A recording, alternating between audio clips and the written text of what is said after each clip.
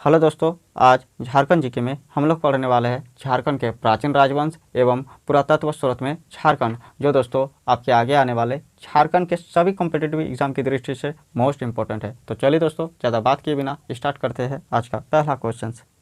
झारखंड के प्राचीन राजवंश। क्वेश्चन नंबर 1, झारखंड में राज्य निर्माण की प्रक्रिया सर्वप्रथम किस जनजाति के लोगों ने शुरू किया? इसका सही आंसर हो जाएगा ऑप्शन नंबर सी, मुंडा जनजाति के लोगों ने शुरू किया। झारखंड में राज्य निर्माण की प्रक्रिया सर्वप्रथम किस जनजाति के लोगों ने शुरू किया दोस्तों? न मुंडा जनजाति के लोगों ने शुरू किया। झारखंड में सर्वप्रथम राज्य निर्माण की प्रक्रिया मुंडा जनजाति के लोगों ने शुरू किया।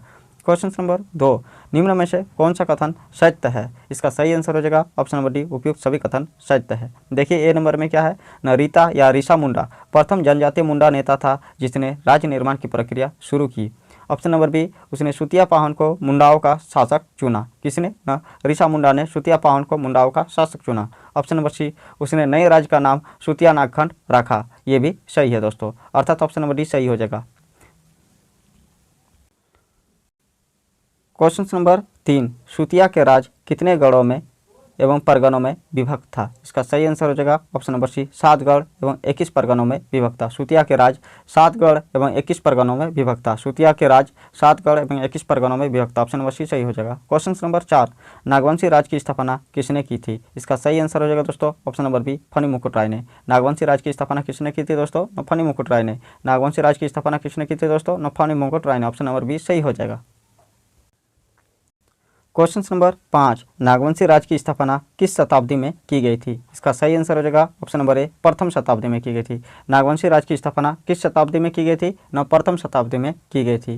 क्वेश्चन नंबर 6, प्रथम नागवंशी राजा कौन थे? इसका सही आंसर हो जाएगा दोस्तों ऑप्शन नंबर डी, फनी मुकुट राय। प्रथम नागवंशी राजा कौन थे? न फनी मुकुट राय। और फनी मुकुट राय को ही दोस्तों नागवंश का आदि पुरुष कहा गया है। ऑप्शन नंबर डी सही हो जाएगा। क्वेश्चन नंबर 7, फनी मुकुट राय के राज्य में कितने परगने थे? इसका सही आंसर हो जाएगा ऑप्शन नंबर सी, 66 परगने थे। फनी मुकुट राय के राज्य में कितने परगने थे? न 66 परगने थे। ऑप्शन नंबर सी सही हो जाएगा।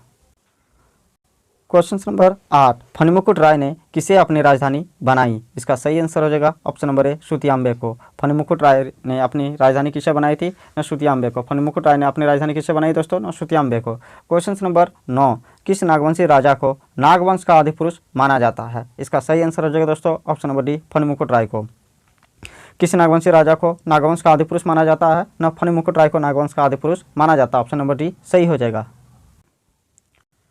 क्वेश्चन नंबर 10, फनी मुकुट राय के संबंध में कौन सा कथन सत्य है? इसका सही आंसर हो जाएगा ऑप्शन नंबर डी, उपयुक्त सभी कथन सत्य है। देखिए ए नंबर क्या है, यह पुंडरीक नाग एवं वाराणसी के ब्राह्मण कन्या पार्वती का पुत्र था। सही है दोस्तों। ऑप्शन नंबर बी, इनका विवाह पंचायत के गोवंशीय राजपूत घराने में हुआ था। ये भी सत्य है। ऑप्शन नंबर सी, इनके दीवान पांडे भवराय श्रीवास्तव थे। ये भी सत्य है, अर्थात ऑप्शन नंबर डी सही हो जाएगा। क्वेश्चन नंबर 11, किस नागवंशी राजा ने अपनी राजधानी सुतियाम्बे से बदलकर चुटिया लाया था? इसका सही आंसर हो जाएगा ऑप्शन नंबर सी, प्रताप राय ने अपनी राजधानी सुतियाम्बे से बदलकर चुटिया लाया था। किस नागवंशी राजा ने अपनी राजधानी सुतियाम्बे से बदलकर चुटिया लाया था? न प्रताप राय ने अपनी राजधानी सुतियाम्बे से बदलकर चुटिया लाया था। ऑप्शन नंबर सी सही हो जाएगा। क्वेश्चन नंबर 12, चुटिया किस नदी के तट पर बसा था? इसका सही आंसर हो जाएगा दोस्तों ऑप्शन नंबर बी, स्वर्णरेखा नदी के तट पर। चुटिया किस नदी के तट पर बसा था? न स्वर्णरेखा नदी के तट पर। चुटिया किस नदी के तट पर बसा था? न स्वर्णरेखा नदी के तट पर। क्वेश्चन नंबर 13, किस नागवंशी राजा ने खुखरा को अपनी राजधानी बनाई थी? इसका सही आंसर हो जाएगा ऑप्शन नंबर ए, भीमकर्ण ने। किस नागवंशी राजा ने खुखरा को अपनी राजधानी बनाई थी? न भीमकर्ण ने। किस नागवंशी राजा ने खुखरा को अपनी राजधानी बनाई थी? न भीमकर्ण ने अपनी राजधानी खुखरा को बनाई थी। क्वेश्चन नंबर 14, किस नागवंशी राजा ने भीमसागर का निर्माण करवाया था? इसका सही आंसर हो जाएगा ऑप्शन नंबर डी, भीमकर्ण ने भीमसागर का निर्माण करवाया था। किस नागवंशी राजा ने भीमसागर का निर्माण करवाया था दोस्तों? न भीमकर्ण ने भीमसागर का निर्माण करवाया था। देखिए नाम में ही मिल जा रहा, भीमसागर भीमकर्ण, याद रखिएगा दोस्तों, दोनों में भीम है। क्वेश्चन नंबर 15, नागवंशी राजा भीमकर्ण के संबंध में कौन सा कथन सत्य है? इसका सही आंसर हो जाएगा ऑप्शन नंबर डी, उपयुक्त सभी कथन सत्य है। देखिए ए नंबर में क्या है, इन्हें सरगुजा के है वंशी रक्सल राजा के साथ युद्ध करना पड़ा। ये सही है। ऑप्शन नंबर बी, बरवा की इस लड़ाई में भीमकर्ण विजयी हुआ। ये भी सही है। ऑप्शन नंबर सी, इस युद्ध में भीमकर्ण को लूट के रूप में वासुदेव की मूर्ति प्राप्त हुई। ये भी सही है, अर्थात ऑप्शन नंबर डी सही हो जाएगा। क्वेश्चन नंबर 16, रांची स्थित जगन्नाथ मंदिर का निर्माण किस नागवंशी शासक द्वारा कराई गई थी? इसका सही आंसर हो जाएगा option number C, any Shah द्वारा कराई गई थी। रांची स्थित जगन्नाथ मंदिर का निर्माण किस नागवंशी शासक द्वारा करवाई गई थी? न एनी शाह द्वारा करवाई गई थी। क्वेश्चन नंबर 17, नागवंशी शासक एनी शाह द्वारा जगन्नाथ मंदिर का निर्माण किस वर्ष करवाई गई थी? इसका सही आंसर हो जाएगा ऑप्शन नंबर बी, 1691 ईस्वी में। रांची स्थित जगन्नाथ मंदिर का निर्माण एनी शाह द्वारा किस वर्ष करवाई गई थी? न 1691 ईस्वी में करवाई गई थी। क्वेश्चन नंबर 18, फणिमुकुट राय किस वंश से संबंधित थे? इसका सही आंसर हो जाएगा ऑप्शन नंबर डी, नागवंश से संबंधित थे। फणिमुकुट राय किस वंश से संबंधित थे? न नागवंश से संबंधित थे। और फणिमुकुट राय को ही दोस्तों नागवंश का आदिपुरुष कहा जाता है, बार बार बता रहे। क्वेश्चन नंबर 19, किस नागवंशी शासक ने ढोसा को अपनी राजधानी बनाई थी? इसका सही आंसर हो जाएगा ऑप्शन नंबर सी, दुर्जन शाह ने ढोसा को अपनी राजधानी बनवाई थी। किस नागवंशी शासक ने ढोसा को अपनी राजधानी बनाई थी? न दुर्जन शाह ने ढोसा को अपनी राजधानी बनाई थी। ऑप्शन नंबर सी सही हो जाएगा।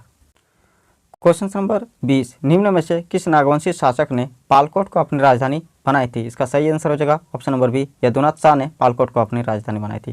निम्न में से किस नागवंशी शासक ने पालकोट को अपनी राजधानी बनाई थी? न यदुनाथ शाह ने पालकोट को अपनी राजधानी बनाई थी। ऑप्शन नंबर बी सही हो जाएगा।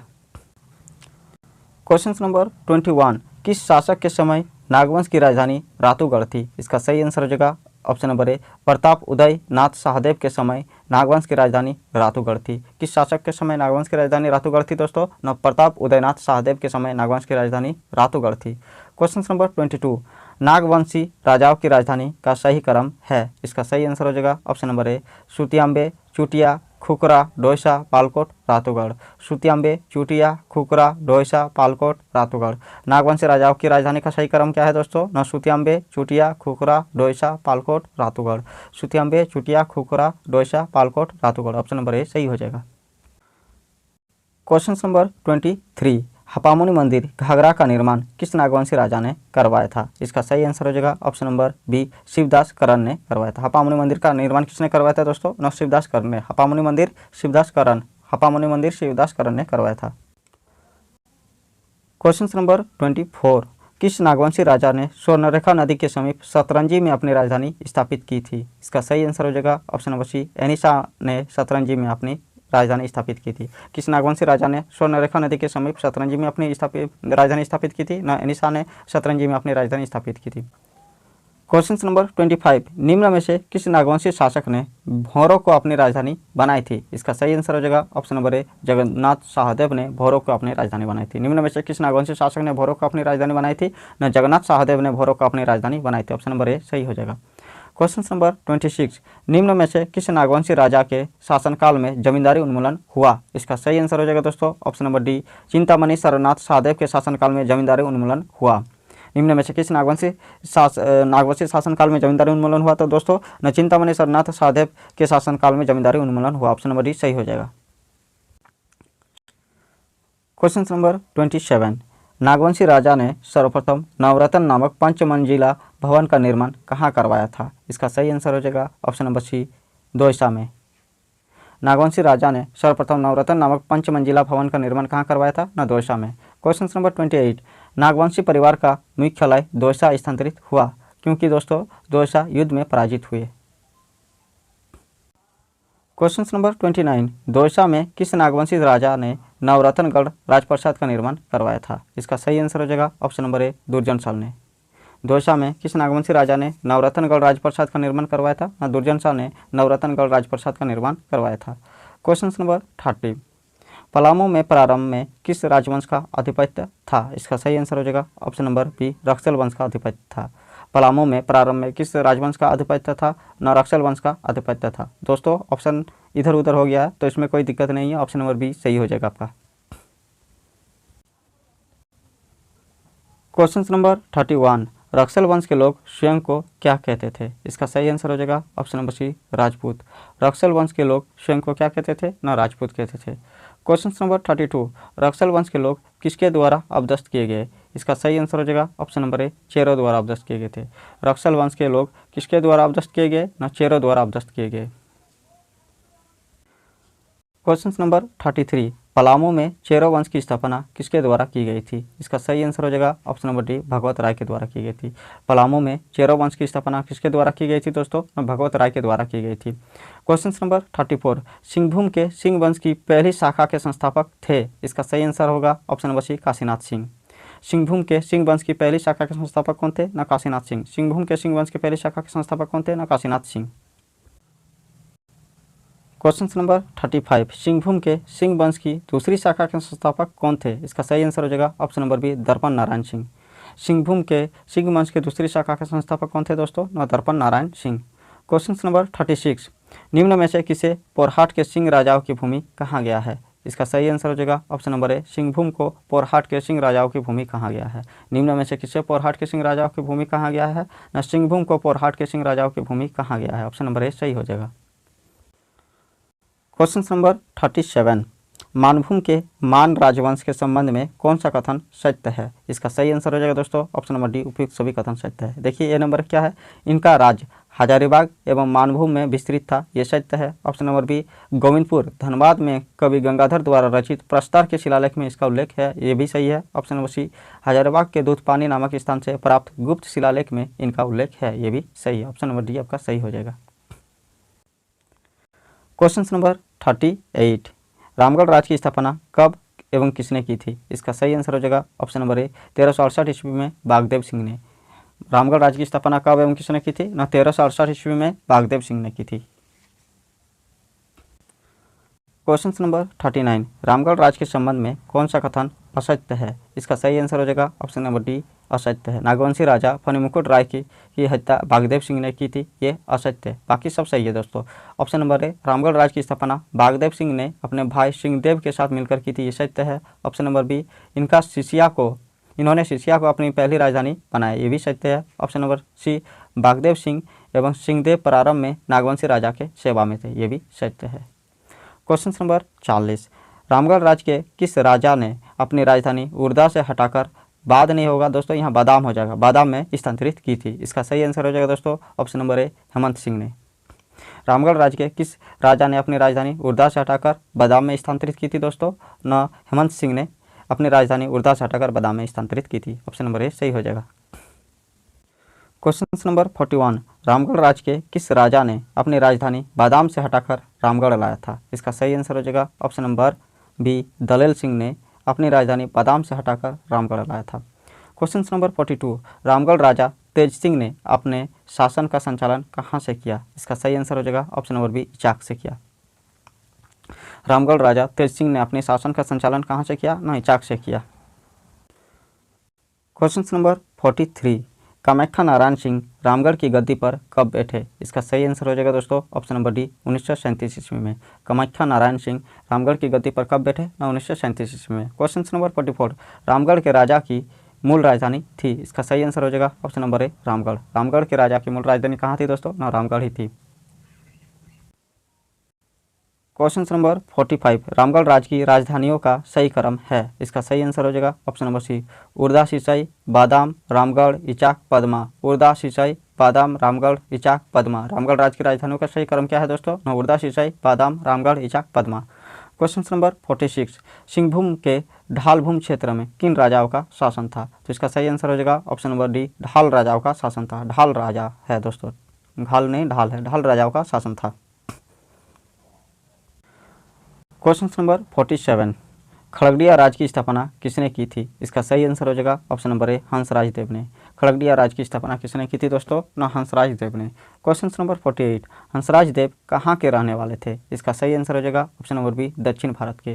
हंसराज देव कहाँ के रहने वाले थे? ना दक्षिण भारत के। क्वेश्चन नंबर 49, मानभूम क्षेत्र का सर्वाधिक शक्तिशाली राज्य कौन था? इसका सही आंसर हो जाएगा option number C, panchayat. Manbhum क्षेत्र का सर्वाधिक शक्तिशाली राज्य कौन था? ना पंचायत था।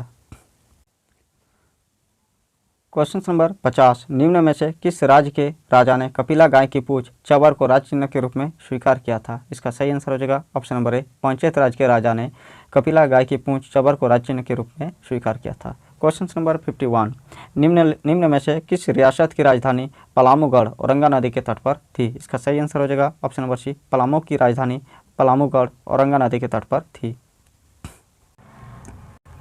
क्वेश्चन नंबर 52, कुंडे रियासत किस जिले में अवस्थित थी? इसका सही आंसर हो जाएगा ऑप्शन नंबर डी, हजारीबाग जिला में अवस्थित थी।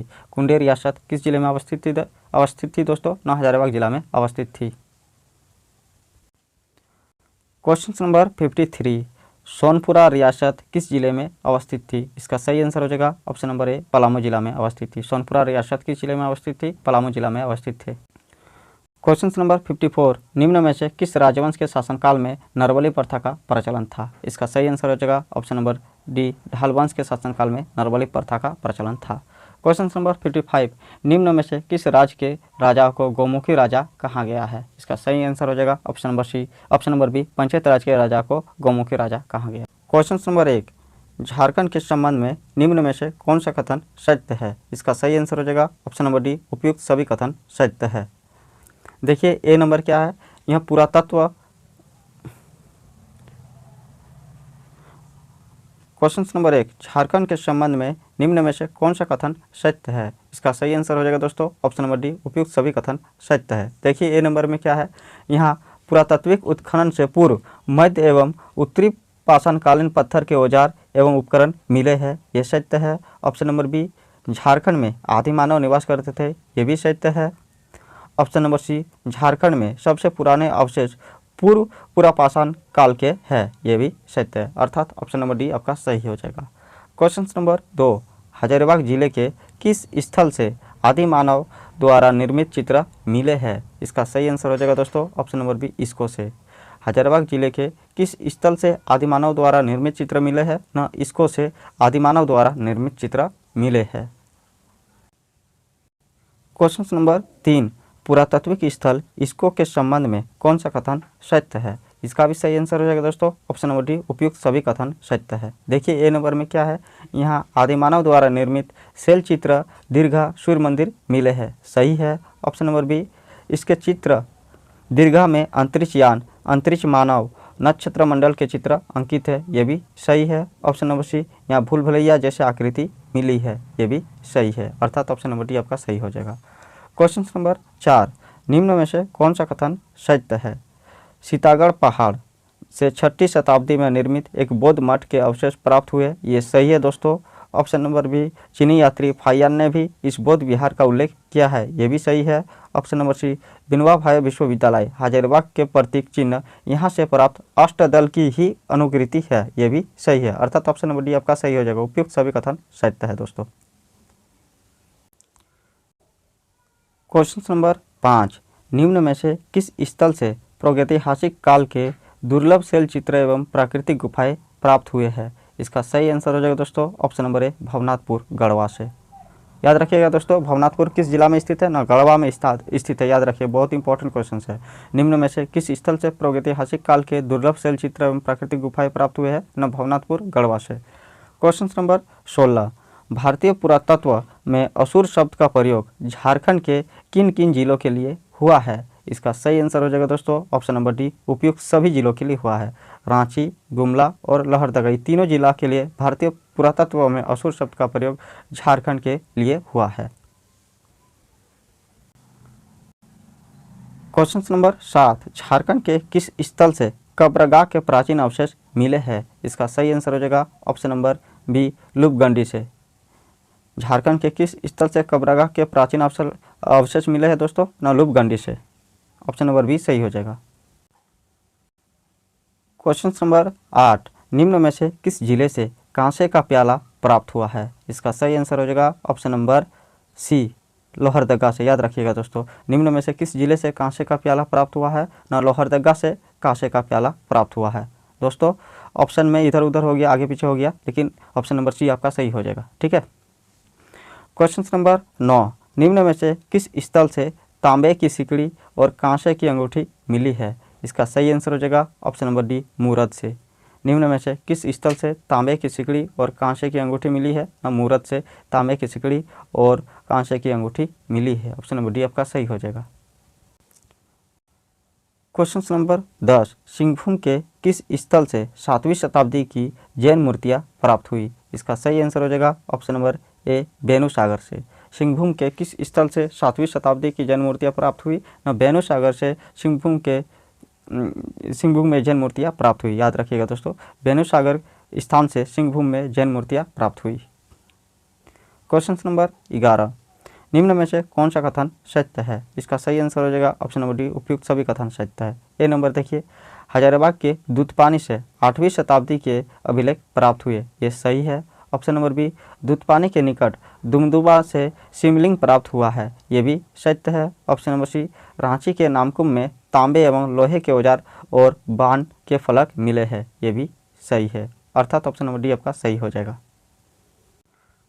क्वेश्चन नंबर 12, निम्न में से किस स्थल से 4 पाए वाले पत्थर की चौकी मिली है जो पटना संग्रहालय में है? इसका सही आंसर हो जाएगा ऑप्शन नंबर ए, पांडु से 4 पाए वाले पत्थर की चौकी मिली है जो पटना संग्रहालय में स्थित है।